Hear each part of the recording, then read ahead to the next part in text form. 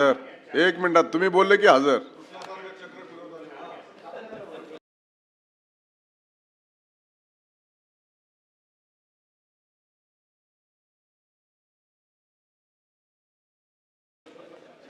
हे हा एक नवीन पॉइंट आहे, चलता चलता छापल्याप्रमाणे. म्हणजे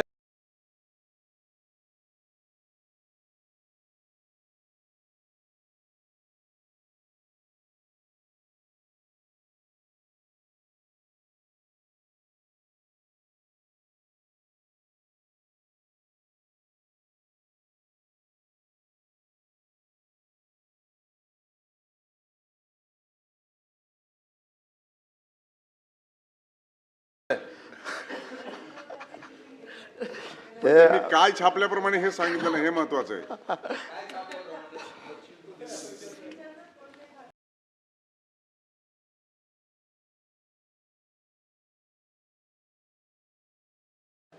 सभापती महोदय, खरं तर आमच्याकडून आम्हाला गिरीश भाऊकडून खूप अपेक्षा होत्या, पण ह्या उत्तरात सगळ्या अपेक्षा भंग केलेल्या आहेत. एक तर मला त्या धरणात उडी टाकावं लागेल, नाही तर तुम्हाला तरी टाकावं लागेल. सभापती महोदय, खरं तर वासनी प्रकल्प याला 20 वर्ष झाले आणि 20 वर्षापासून हा प्रकल्प रेंगाळत 55-60 कोटीचा प्रकल्प 500-600 कोटीवर जातं. हे जबाबदारी कोणाला घेणार? द्या लागेल. न्यायालयाच्या फक्त कारणामुळे जर हा प्रकल्प थांबत असेल, त्याचं काम थांबत असेल, तर ते आपण तातडीनं सुरू केलं पाहिजे. जलद गती न्यायालयात नेता येईल काय, याचंही आम्ही उत्तर देतोय, तुमच्याकडून अपेक्षित आहे. आणि या वासनीमध्ये गिरीश भाऊ, खरं तर बोरगाव पेठ हा आमचा खारपान पट्टा आहे आणि खारपान पट्टा असल्यामुळे काय होतंय, जमिनीत थोडी जरी ओल असली तर ते शेवटपर्यंत जातं, म्हणजे ते पूर्ण भिंतच ओल होते.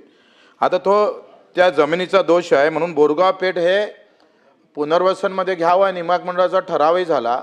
आता काय झालंय, राजुरा असेल, दोनही पुनर्वसनचा विषय आहे आणि याच्यात पुढाकार घेणं गरजेचं आहे. राजुरा प्रकल्पामधलं राजुरा गाव, वासनीमधलं बोरगाव पेठ गाव, हे नियामक मंडळाला मान्यता दिली का हे पुनर्वसनमध्ये घ्या आणि ते नियमानं बसते. पण प्राधिकरण, जे पुनर्वसन प्राधिकरण मंडळ आहे, ते याला वेळ लावत आहे. आणि मग तुमच्या माध्यमातून हा काय झाला, आता राजुराचा प्रकल्प किती एकदम 15, 20, 30, 40 कोटीचा प्रकल्प तो चालला आता 100-150 कोटीवर, आणि हे सगळे पुनर्वसन होत नाही म्हणून याला विरोध गावकरी करत आहे. प्रकल्पाचं पैसे असून निधी थांबत आहे. आणि मग ही खरं तर तुम्ही आम्हाला या 15 दिवसात त्या प्राधिकरण सोबत एक तर बैठक लावा, किंवा तुम्ही ज्या पद्धतीनं आतापर्यंत पक्षाचं राजकीय सगळे काम पाहत आले, संकटमोचन झाले, या धरणाचे आपण संकटमोचन होऊन 15 दिवसात पुनर्वसनचा निर्णय आपण करणार आहे का, या संदर्भात आपण आम्हाला उत्तर दिलं पाहिजे. दुसरं 2-3 4 प्रकार याच्यात, 4 एकखट्टे विचारू चालेल? तर ते मला 15 दिवसात ते पुनर्वसनाची कारवाई झाली पाहिजे सभापती महोदय. आणि दुसरं असं आहे का, याच्यामध्ये बांधकामाधीन प्रकल्प आहे, अर्थात वासनी आहे, बोर्डी नाला आहे, करजगाव आहे, राजुरा आहे, बेलोरा गनोजा प्रकल्प बांधकामाधीन आहे. हे सगळे प्रकल्प थोड्या कारणानं, आता बोर्डी नाला काय झालंय, मेघा नदीवरून आपण पाणी उचलतो, परंतु त्यामधलं जे काही काम आहे जाळीचं, जिथून आपण पाणी उचलतो, पंपिंग करतो, तिथलं थोडंसं काम, 90% प्रकल्पाचं काम पूर्ण झालं, 10% आपण धरणात पाणी आणत नाही. मला वाटतं याचा टाइम बॉम्ब कार्यक्रम ह्या सगळ्या प्रकल्पाच्या संदर्भात, म्हणजे हे गिरीश भाऊ आपण जर पाहिलं तर 2022 पर्यंत पूर्ण करायचे होते काही प्रकल्प, 23 मध्ये, आता 27 जून आला आपला. हे 4-5 वर्षात आपली निधी किती वाढतं हे तुम्हाला माहीत आहे. आणि मग प्रशासकीय कारणामुळे हे प्रकल्प थांबत असेल, निधी आपल्याकडे उपलब्ध आहे, पण आपल्या प्रशासकीय कारणामुळे हे प्रकल्प थांबत असेल, तर यावर कशी चालना तुम्ही देणार, किती दिवसात त्याची कामं सुरू करणार, ते पण आम्हाला तुमच्याकडून उत्तर अपेक्षित आहे. दुसरा सभापती महोदय, आपण जर पाहिलं तर भगाडी नावाचा प्रकल्प आहे आणि याला पाणी थांबत नाही. काय झालंय, 10-20% पाणी थांबतंय, पण बोर्डी आणि सापनमधून जर पाणी उचललं, कारण त्याचा सगळा कालवा जो आहे, पाईपलाईन आहे, त्या प्रकल्पापर्यंत येतं आणि आपल्याकडे पाणी शिल्लक आहे, बोर्डीमध्ये पाणी शिल्लक आहे, सापनमध्ये पाणी शिल्लक आहे, ते जर ह्या प्रकल्पात टाकलं तर मला वाटते हे सगळं आपल्याला धरणाचं पाणी जे आहे जे थांबत नाही मिळत नाही तो आपण तिथं भेटन त्या संदर्भातही आपण काय कारवाई करणार ते आम्हाला सांगितलं पाहिजे. दुसरं चंद्रभागा प्रकल्प जे आहे हे पूर्ण झाले, याचं सिंचन सुरू झालं, पण ह्या सिंचनमध्ये चंद्रभागामध्ये अजून 600 हेक्टर बोर्डी भागातला जो एक गावाची सिंचन होऊ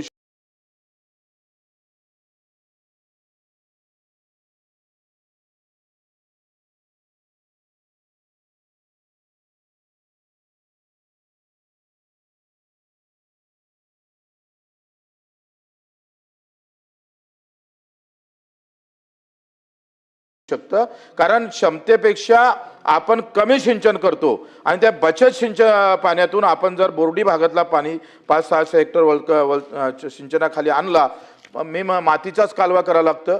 अतिशय मला वाटते जास्तीत जास्त 5-10 कोटीचं कामाच्या वरते काम नाही आहे, पण 10 कोटीमध्ये 600 हेक्टर वलताखाली होऊ शकतं. त्याबाबत आपण निर्णय घेतला पाहिजे.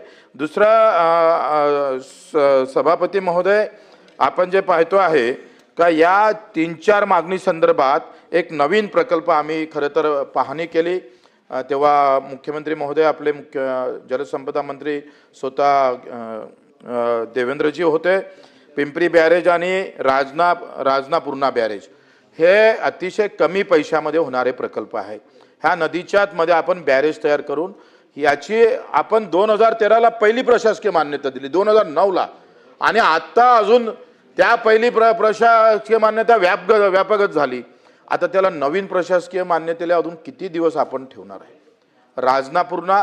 राजनापूर्णा बॅरेज आणि पिंपरी पूर्णा बॅरेज थोड्या गोष्टीसाठी काय झालं तर MD लेआउट झालं नाही. आता MD लेआउटला किती वेळ लागतोय, त्याला काही फार वेळ नाही लागत. नाशिकचं कार्यालय आहे ते सगळे प्रकल्प थांबून ठेवतोय आणि त्या सगळ्या याच्यावर तुम्ही जर याची बैठक घेतली तर मला वाटतं हे दोनही बॅरेज जे मूळतः आपण पाहतोय देवाभाऊनं त्याची सुरुवात केली होती, त्यांनी त्यावेळेस मदत केली होती, ते बॅरेज अपूर्ण राहता कामा नये. म्हणून आपल्याकडून अपेक्षा आहे का ही पिंपरी बॅरेज आणि राजनापूर्णा बॅरेज आपण किती दिवसात त्याला पूर्ण करणार.